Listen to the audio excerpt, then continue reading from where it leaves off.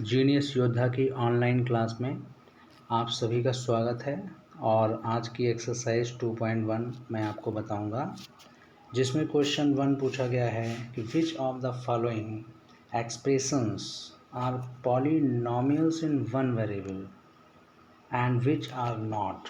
इनमें आपको 5 पार्ट्स दिए गए हैं और इन सभी 5 पार्ट्स में आपको ये डिसाइड करके बताना है कि कौन सा पॉलिनॉमियल है वन वेरिएबल में और कौन सा नहीं है, और रीजन भी जो है आपको इसमें देना है। तो जो फर्स्ट पार्ट इसमें लिखा हुआ है 4x² - 3x + 7, तो हम सबसे पहले आपको बता दें कि पॉलिनॉमियल जो है वो कोई भी अगर आता है तो कैसे आप डिसाइड कर पाएंगे कि वो पॉलिनॉमियल है या फिर नहीं है, तो ये आपको सबसे पहले जानना होगा।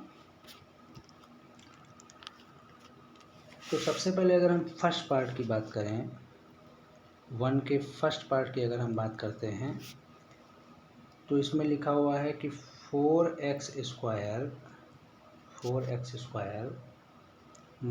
- 3x + 7 ये लिखा हुआ है। तो आप जो है सबसे पहले ये जान लीजिए कि जो पॉलिनॉमियल होता है वो उसमें जो पावर यूज होती है वो हमेशा होल नंबर में होनी चाहिए। तो यहाँ पर अगर हम देखें कि x की पावर में क्या है, तो आप देख पा रहे हैं कि x की पावर में आप देख पा रहे हैं यहाँ पर 2 लिखा हुआ है, यानी कि होल नंबर मौजूद है। और यहाँ भी x लिखा हुआ है, इसकी पावर में 1 मौजूद है। यानी कि अगर x की पावर में एक होल नंबर मौजूद होता है तब आप जो है उस एक्सप्रेशन को पॉलिनॉमियल कह सकते हैं। और वेरिएबल भी आपको चेक करना होगा। तो आप देख पा रहे हैं कि सभी जो टर्म्स हैं उसमें x वेरिएबल आपको दिख पा रहा है, तो ये 1 वेरिएबल में पॉलिनॉमियल है। तो आप इसमें क्या लिखेंगे,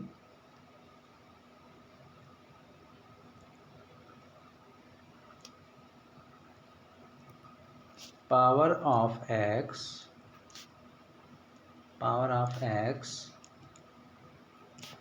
इज अ होल नंबर। यहाँ पर x का जो पावर है वो होल नंबर है। Power of x is a whole number, so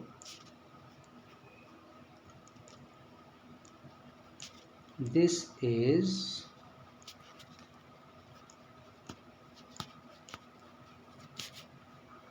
polynomial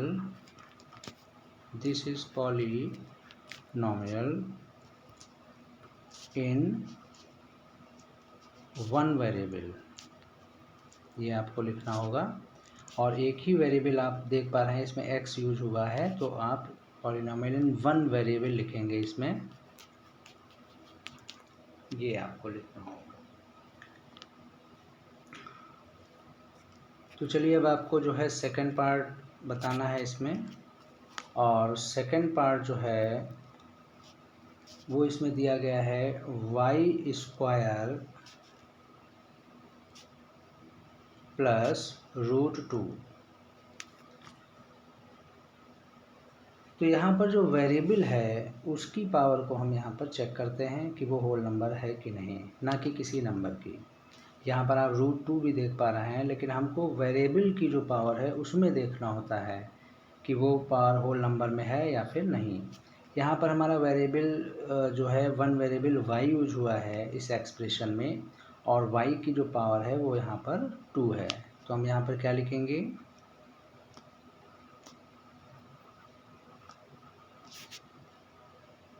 power of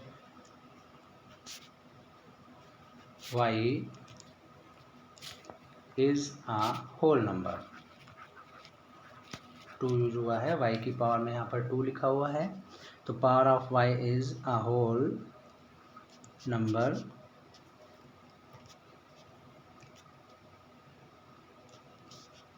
so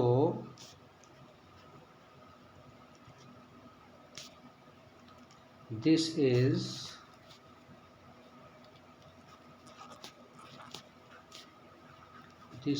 polynomial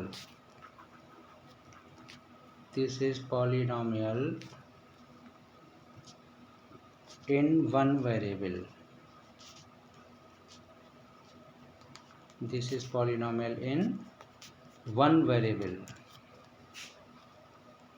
चलिए अब जो है हम थर्ड पार्ट की ओर पढ़ते हैं, और जो इसका थर्ड पार्ट है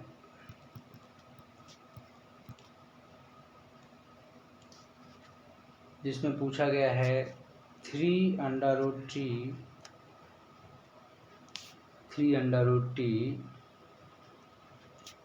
प्लस t√2। इसमें अगर आप ध्यान दें तो ये जो 3 लिखा हुआ है और √t है, तो √t मीन्स क्या कि t की पावर में यहाँ पर हाफ मौजूद है और प्लस में t√2 लिखा हुआ है। तो इट मीन्स जो वेरिएबल t यूज हुआ है उसकी पावर में आप देख पा रहे हैं कि हाफ लिखा हुआ है, यानी कि ये होल नंबर नहीं है। तो आप यहाँ पर क्या लिखेंगे कि power of t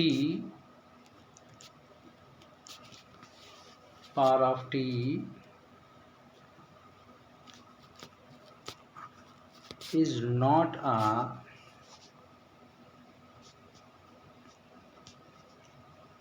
whole number. So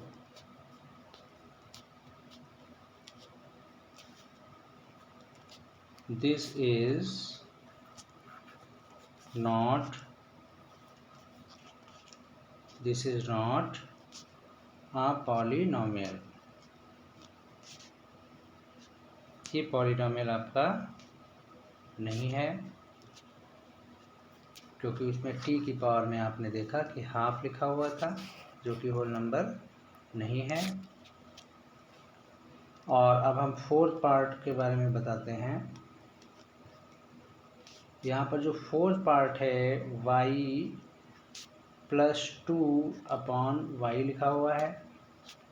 अगर आप इसको सिंप्लीफाई थोड़ा और करें तो ये y + 2, और ये जो आपका 1/y है, जो नीचे y लिखा हुआ है, इसको अगर आप ऊपर ले जाना चाहें तो y की पावर में -1 आपको मिलता है। तो यहाँ भी आपने देखा कि जो पावर है वो -1 है, यानी कि होल नंबर नहीं है। तो हम यहाँ पर लिखेंगे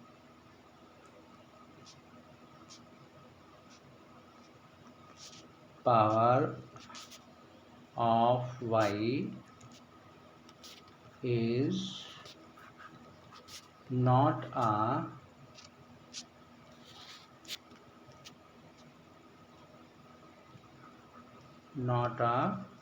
whole number.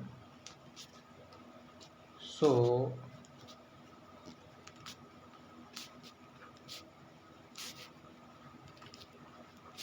this is not a polynomial.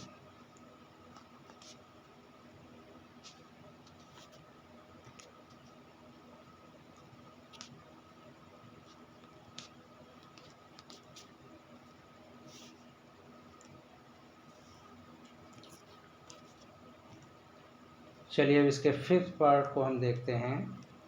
यहाँ पर फिफ्थ पार्ट आप देख पा रहे हैं कि x की पावर में 10 लिखा हुआ है और y की पावर में 3 है और t की पावर में 50 है।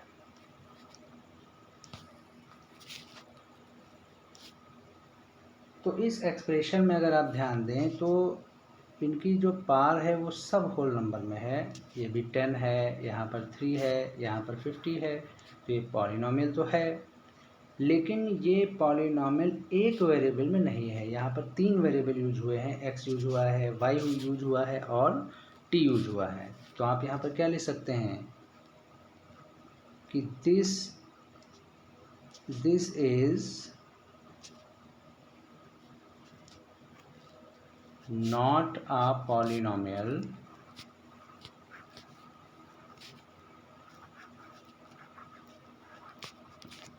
This is not a polynomial in one variable. एक वेरिएबल नहीं यूज हुआ है, क्योंकि क्वेश्चन में हमारे 1 वेरिएबल के पॉलिनॉमियल को पूछा गया था। तो ये 1 वेरिएबल में पॉलिनॉमियल नहीं है, बल्कि ये 3 वेरिएबल में पॉलिनॉमियल है। तो हम लिखेंगे this is not a polynomial in one variable.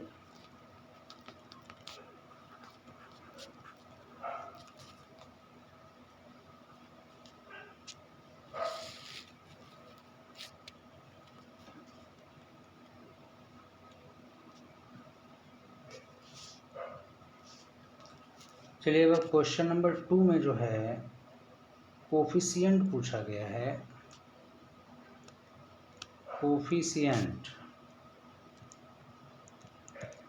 और जो कोफिशिएंट है यहाँ पर वो एक्स स्क्वायर का आपको एक्सप्रेशन में बताना है कि एक्स स्क्वायर का जो कोफिशिएंट होता है वो क्या होता है। और हमारा एक्सप्रेशन है 2 plus x square plus x, ये हमारा एक्सप्रेशन है।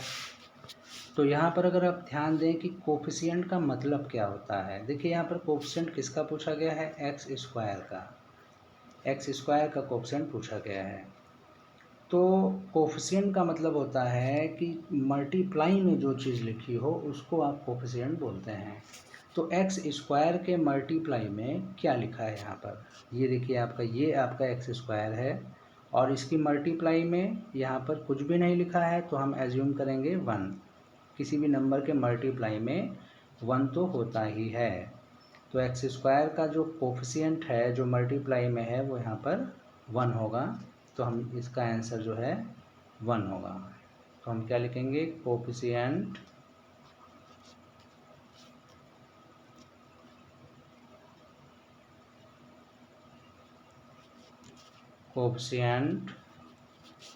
Of x square equal to 1।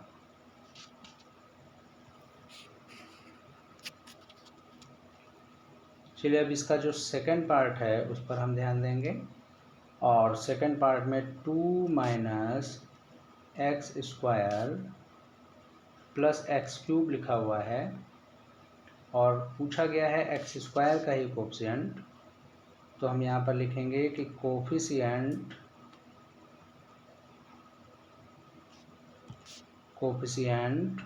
Of x square.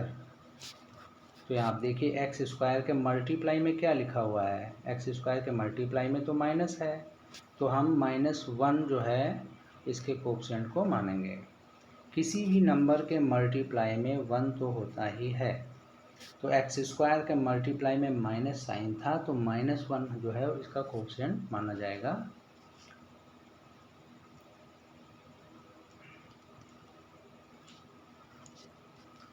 और अब थर्ड पार्ट की बात करते हैं कि π/2 लिखा हुआ है और एक्स स्क्वायर है और प्लस में एक्स है। तो यहाँ पर अगर आप ध्यान दें तो एक्स स्क्वायर के जो मल्टीप्लाई में लिखा हुआ है यहाँ पर वो π/2 है। तो एक्स स्क्वायर के मल्टीप्लाई में π/2 है, तो इसमें एक्स स्क्वायर का जो कोफिशिएंट है वो आप क्या लिखेंगे, coefficient of x square is equal to π/2।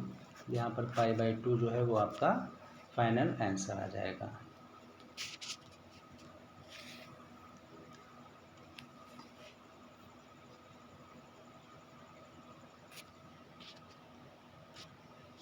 चलिए अब हम फोर्थ पार्ट जो है आपको बता रहे हैं।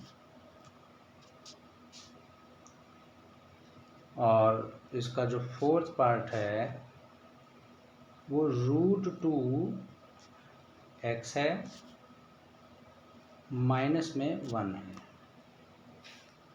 और यहाँ पर हमको इस क्वेश्चन में एक्स स्क्वायर का कोफिशिएंट पूछा गया है। एक्स स्क्वायर, देखिए इस एक्सप्रेशन में कहीं भी एक्स स्क्वायर है ही नहीं। एक्स स्क्वायर जो है इस एक्सप्रेशन में आपको नहीं दिख रहा है। तो जब एक्स स्क्वायर दिख ही नहीं रहा है तो उसका कोफिशिएंट क्या होगा, जब एक्स स्क्वायर नहीं है यहाँ पर तो कोफिशिएंट उसका 0 होगा। तो हम यहाँ पर क्या लिखेंगे, coefficient of x square, coefficient of x square equal to 0, क्योंकि इस एक्सप्रेशन में एक्स स्क्वायर नहीं है, तो उसको 0 एक्स स्क्वायर की तरह आप कंसीडर करते हैं, तो कोएफिशिएंट ऑफ एक्स स्क्वायर यहाँ पर 0 लिखा जाएगा। और अब नेक्स्ट पार्ट जो है वो आप सॉल्व करेंगे।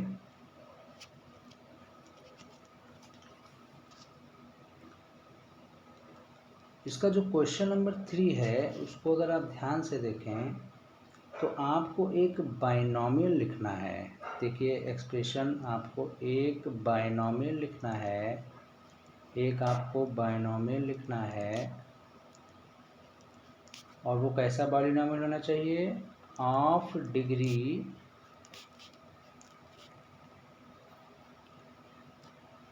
ऑफ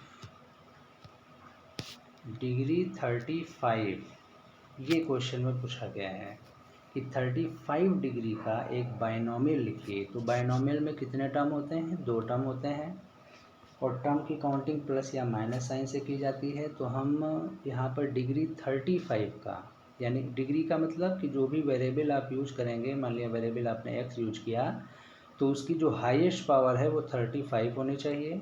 तो हम x जो वेरिएबल यूज करेंगे उसकी पावर में 35 हमने लिख दिया। और यहाँ पर बाइनोमियल की बात की गई है तो हम 2 टर्म दिखाएंगे, तो पहला टर्म तो हमारा x की पावर 35 हो गया, और दूसरा टर्म दिखाने के लिए हमने यहाँ पर +1 कर दिया। तो इस तरह आपने देखा कि एक टर्म ये है और एक टर्म ये है, 2 टर्म हो गए तो बाइनोमियल है। और x की हाईएस्ट पावर यहाँ पर 35 यूज हुई है, तो इसकी डिग्री जो है वो 35 है, तो यही आपका आंसर हो जाता है।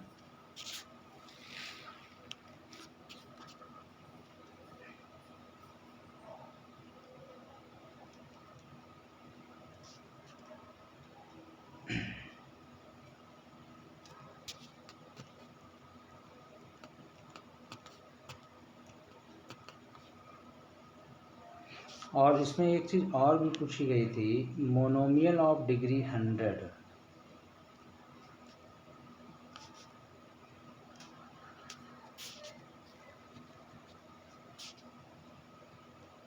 मोनोमियल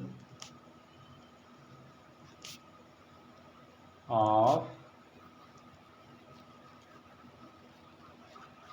डिग्री 100 पूछा गया है।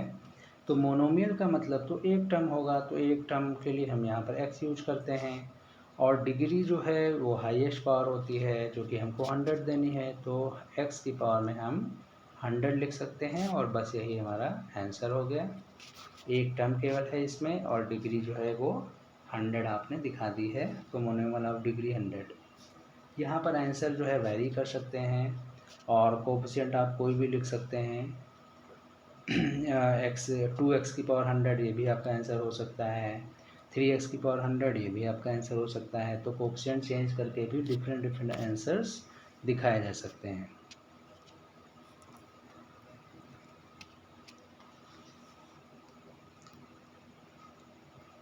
चलिए क्वेश्चन 4 की बात करते हैं, जिसमें आपसे डिग्री के बारे में पूछा गया है कि दिए गए एक्सप्रेशन की डिग्री क्या होती है। तो आपको बता दें, डिग्री का मतलब होता है कि जो वेरिएबल यूज हुआ है उसमें हाईएस्ट पावर क्या है, highest power of given variable. जो वेरिएबल यूज होगा एक्सप्रेशन में, उस वेरिएबल में सबसे बड़ी पावर कौन सी है, वो जो बड़ी पावर का जो नंबर लिखा होगा वही डिग्री होता है। और अब हम यहाँ पर देख पा रहे हैं जो फर्स्ट पार्ट है, इसका जो फर्स्ट पार्ट है क्या लिखा हुआ है। फर्स्ट पार्ट में आप देखते हैं यहाँ पर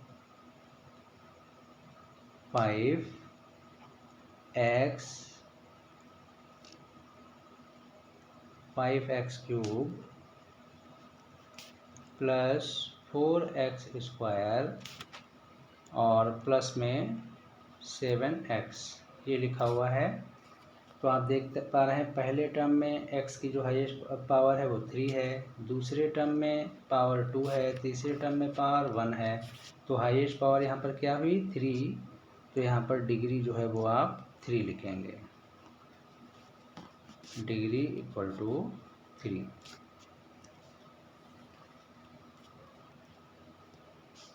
और अब हम जो है इसके सेकंड पार्ट में देखते हैं। सेकंड पार्ट में 4 माइनस वाई स्क्वायर, तो वेरिएबल हमारा वाई यूज हुआ है और इसमें हाईएस्ट पावर 2 आपको दिख रही है। तो इस एक्सप्रेशन की जो डिग्री है, इस एक्सप्रेशन की जो डिग्री है वो आप क्या लिखेंगे, डिग्री इसकी 2 लिखेंगे।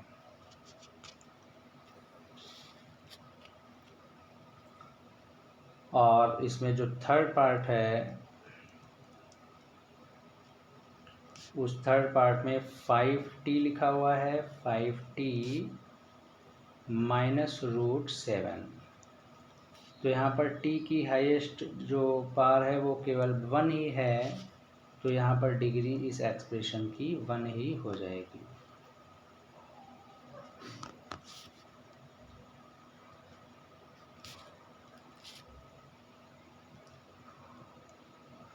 और अगर हम फोर्थ पार्ट की बात करें, केवल 3 लिखा हुआ है और इस एक्सप्रेशन में आप देख पा रहे हैं 3 में कोई भी वेरिएबल नहीं है।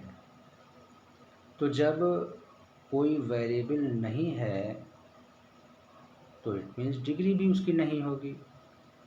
तो आप यहाँ पर कह सकते हैं कि डिग्री 0।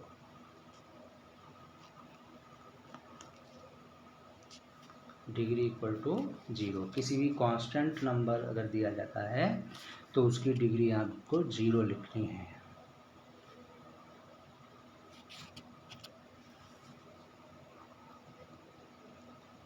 क्वेश्चन 5 में आपको जो है बताना है कि जो एक्सप्रेशन है वो लीनियर होगा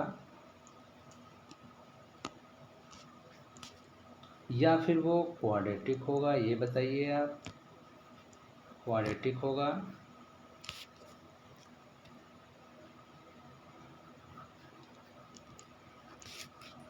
और या फिर वो क्यूबिक होगा। जो भी पॉलिनोमियल यूज कर रहे हैं वो इन तीनों में से कौन सा होगा। तो आपको बता दें हम कि लीनियर तब होगा जब उस एक्सप्रेशन की जो डिग्री है वो 1 हो, तब आप उसको लीनियर बोलते हैं।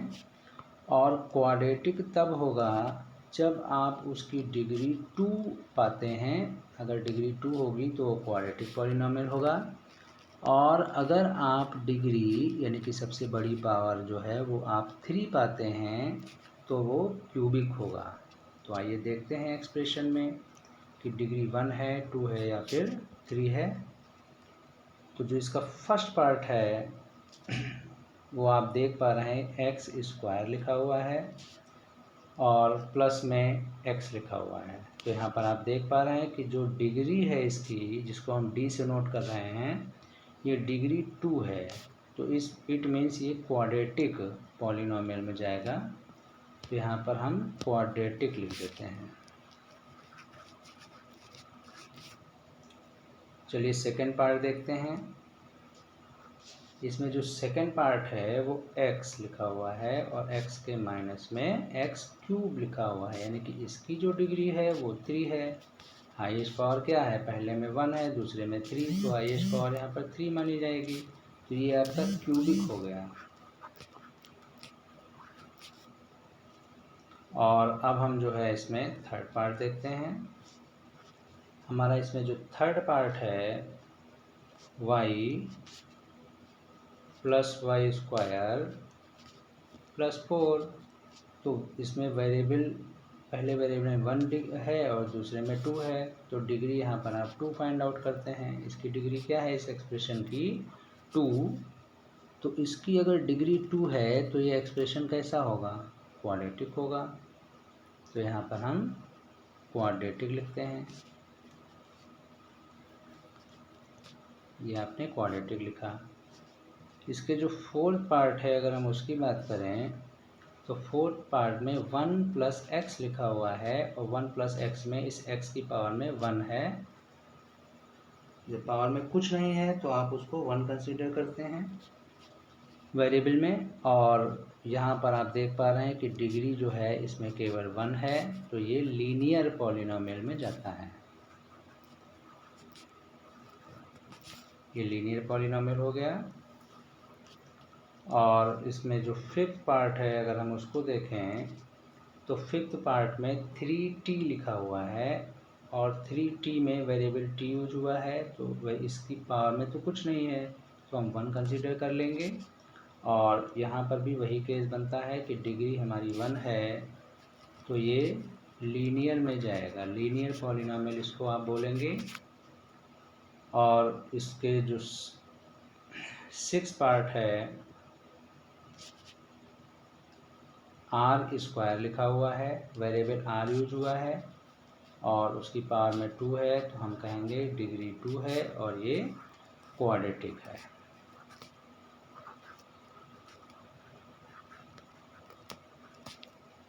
क्वाड्रेटिक हो गया। और जो इसका नेक्स्ट पार्ट है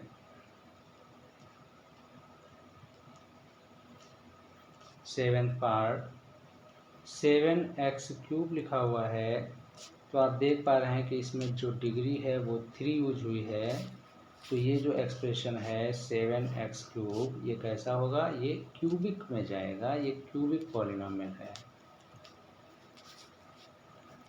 क्यूबिक